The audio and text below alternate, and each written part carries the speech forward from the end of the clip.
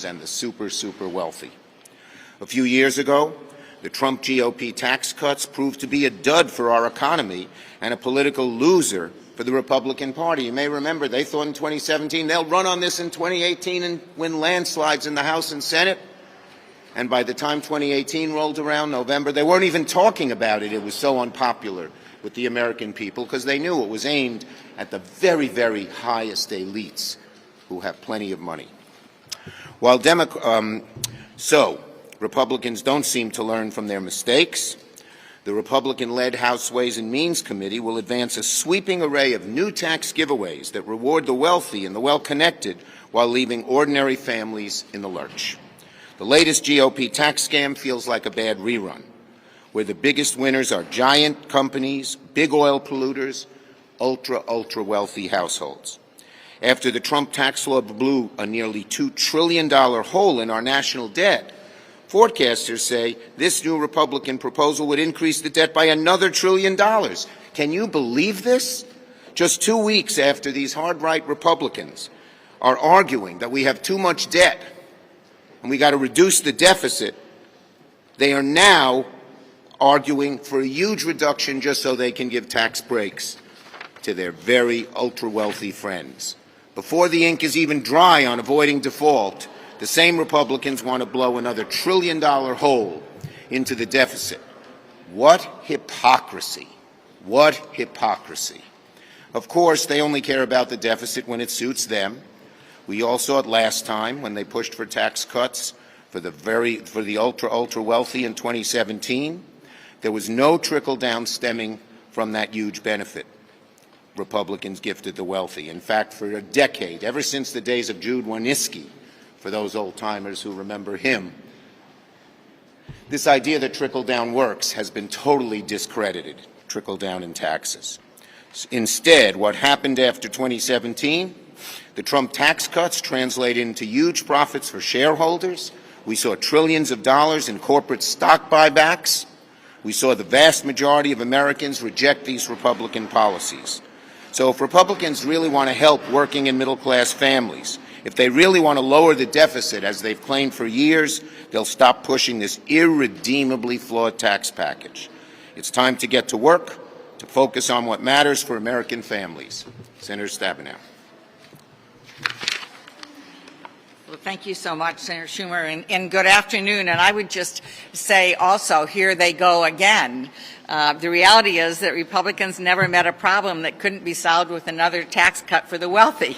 If there's a problem, hey, I know, let's give another tax cut to the wealthy. If the economy's up, they deserve a tax cut. If the economy's down, they deserve a tax cut. We have seen this movie over and over and over again, and you know what? It's never worked. What does work is investing in America. They aim to the wealthy at the top. We aim right at the middle class. That's what we have been doing. And it shows. We are rebuilding America. We are bringing jobs home. I can tell you from a manufacturing state, we are elated at the manufacturing renaissance going on right now in our country. And we are looking at over 13 million jobs being added to the U.S. economy in less than 2.5 years. That's what happens when you invest in America and you bring jobs home and you invest in our people. The other thing we have done to invest in our people is lower prescription drug prices. They give a big tax cut, a 40% tax cut in their plan that they passed before for big pharma. We instead say, how about a $35 cap per month on insulin for people on Medicare? As of July 1, people on Medicare are going to see their costs for Part B drugs, cancer treatments, other kinds of drugs that are given in the doctor's office and the hospital's office. They're going to see as much as $449 per dose in reduction because of what we did together as Democrats last year. And we say, hey, you know what? The wealthiest ought to pay their fair share. So the Republican plan would undo all of that, would erase about 150,000 good-paying jobs, a big $10 billion tax giveaway to big oil, and when all is said and done, it would be another close to $1 trillion in the deficit. So one more time, Republicans are choosing the wealthy and the well-connected. We stand with the middle class in our country. Sorry, Deb. Senator Whitehouse. Oh, there you are. The voice of God, as it were. So we are just emerging from the shadow of the MAGA default crisis, a completely fabricated and unnecessary crisis that thankfully President Biden was able to defuse. And just a quick word back at that. Remember the Republican proposal to kill 700,000 jobs and likely provoke a recession. That was what the bill that came out of the House, that was their alternative to a default, promised the American people. Note also that that bill, 275 out of 315 pages, were for the benefit of the fossil fuel industry, their overlords. So now they come forward with a tax program, and no surprise, it benefits their overlords, the big mega donors, and the fossil fuel industry. It adds to the deficit, so much for their fabled concerns about the deficit. It rolls back the IRA's clean energy provisions that are already working. We have the quotes from the Republican members of Congress attending the events in their own districts.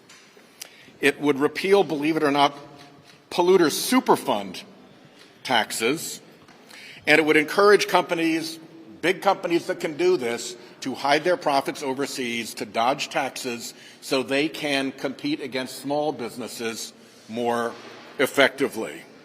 We've got a very different idea, which is restore the child tax credit. It really worked. Make billionaires pay higher tax rates than teachers and firefighters. That's just basic fairness. And prevent big American corporations from offshoring their revenues and dodging their tax responsibilities so that there are no longer American corporations that pay zero in federal income taxes.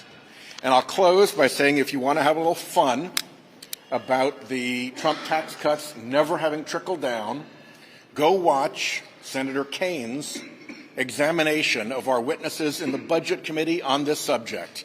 It is run up pretty hot on YouTube because he did a masterful job. It's worth the look. And with that, Senator Wyden. Thank you. Wait. Did you get a chance to speak? I did. Thanks. Joe, thanks. I'll get out of the chairman's way, but let me just say. As my first grade teacher used to say, Ron was tardy. Charles is tardy. Thank you. Mr. Chairman, I appreciate your indulgence. Let me give you a perspective on all this from Colorado. You know, if there were a mayor in our state, this has never happened as far as I know in the history of my state, but if there were a mayor of our state that went to their citizens and said, we're going to borrow a whole bunch of money that like we've never borrowed before, people would say, well, that worries me. What are you going to spend that on? Are you going to spend it on parks? No. Are you going to spend it on infrastructure? No. Are you going to spend it on mental health that we so desperately need? No. Are you going to spend it on the library? No. Are you going to spend it on a child tax credit? It'll cut child poverty in our... Nope. What are you going to spend it on? I'm going to take this money that I'm borrowing, the more money that we've ever borrowed, and I'm going to give it to the two wealthiest neighborhoods in our community and expect that somehow it's going to trickle down to everybody else. That sounds crazy, but that is their tax policy. That is a tax policy that they've now been following for decades, and it has resulted in over half of the government borrowing that we're now confronting as a country. And faced with the reality of that, complaining about, I suppose, their own fiscal irresponsibility in their effort to give the richest people in the country tax cuts at a moment when we've had the worst income inequality that we've had since the 1920s, they then decided they wanted to hold this government hostage and blow up the full faith and credit of the United States. And there's a reason why Joe Biden was able to cut such a good deal with these guys, and that's because the American people are onto them. They understand what they're doing. They've seen this movie before, and they're seeing it again right here. And I think in stark contrast is what we are proposing and saying, which is that even if we support some of what they're trying to do, for example, on the R&D tax credit, a version of that, that we're not going to be inclined to do that unless we can see support for the child tax credit, support for the earned income tax credit. There are 19 million children today who are not benefiting from the full child tax credit because of what the other side has done. Half the kids in the country have fallen back into poverty because we weren't able to extend the child tax credit, which cut childhood poverty in half, reduced hunger in America by a quarter for families. So I think there's a place we can end up here that hopefully would be of much more use to the American people, much more use to the people living in that hypothetical town where for the life of them nobody understands why you would borrow money to give people in this country who are the wealthiest people in the largest corporations yet another tax cut. They don't understand it, and they never will. Senator Schumer said we can't talk about other news, so I'm conscious of that. But let me just say this, go Nuggets. Other news? Go Nuggets. Go Nuggets. And I give you Ron Wyden, a basketball player. As the Jewish people would say, oi. And my colleagues have said it so well. I just have a couple of comments. First, we have had the Finance Committee staff scrubbing this Republican tax proposal.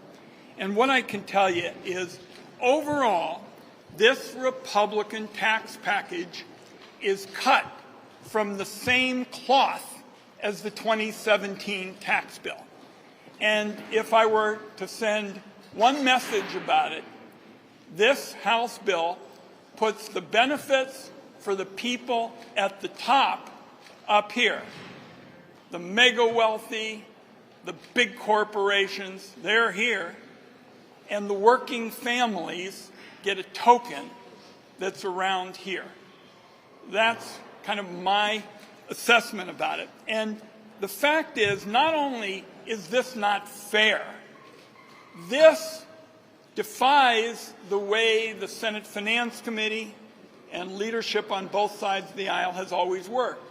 We've always worked for a tax package that's proportional.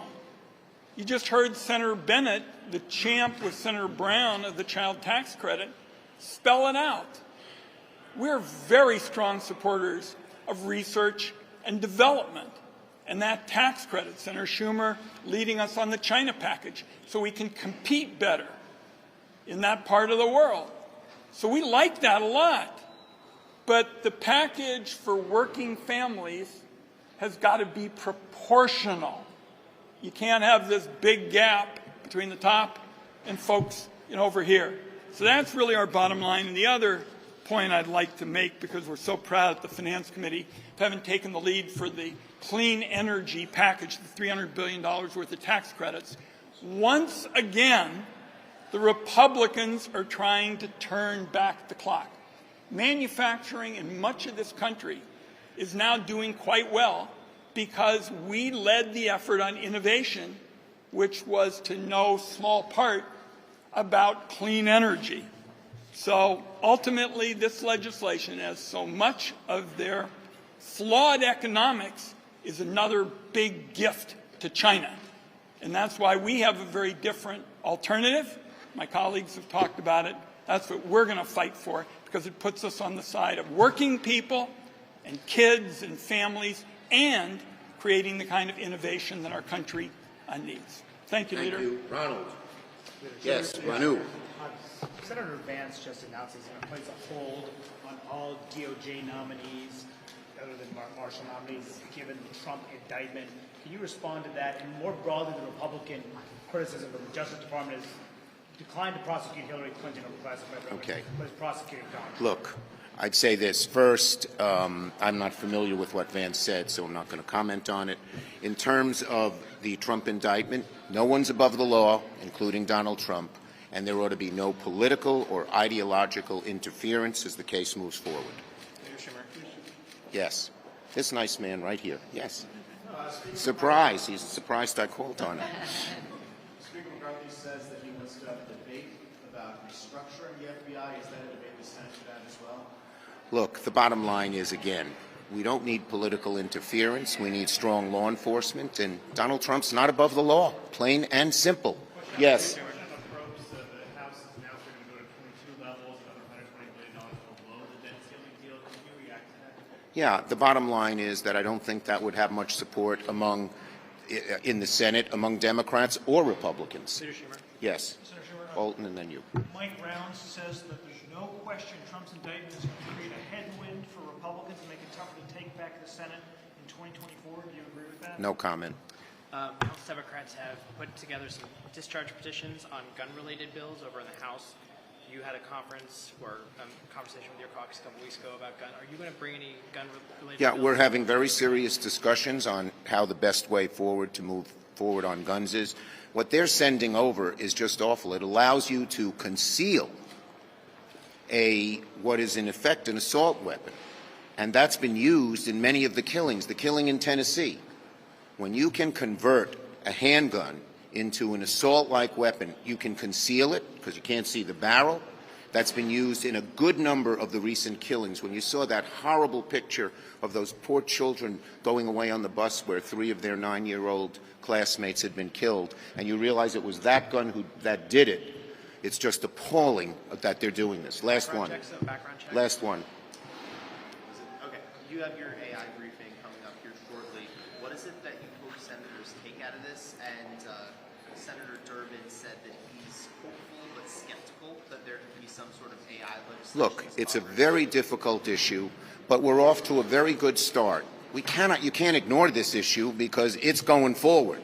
So it can go forward where we can maximize the benefits and minimize the liabilities, or ignore it. We're not ignoring it. And we have a bipartisan group composed of Senator Rounds, Senator Heinrich, Senator Young, and myself. We've asked our committees to look in all their various jurisdictions at what should be done. This is the first of 3 briefings. So we're making good progress. Is it an easy issue? No. Does it have to be tackled in the best possible way? Absolutely. Thanks, everybody.